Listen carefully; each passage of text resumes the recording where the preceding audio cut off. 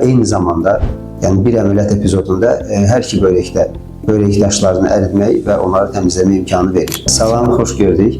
Bugün börək daşı xəstəliyindən, ələlxüsus iki tərəfli börək daşlarından danışmaq istəyərdim. Məlumdur ki, bir çox xəstələr börək daşı xəstələrində hər iki börəkdə daşlar rast gəlinir və bu xəstələrin müalicəsində endoskopik üsullar, ələlxüsusda deməli flexible, yəni yumuşaq endoskoplarla lazer daş əridilməsi əməliyyatı barədə istəyərdim məlumat verim.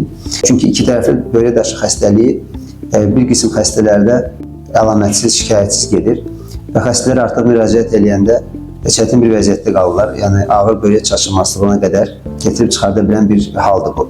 Çünki hər iki börəkdəki daşlardan, daş yükündən deməli öz fəaliyyətini itirə bilir.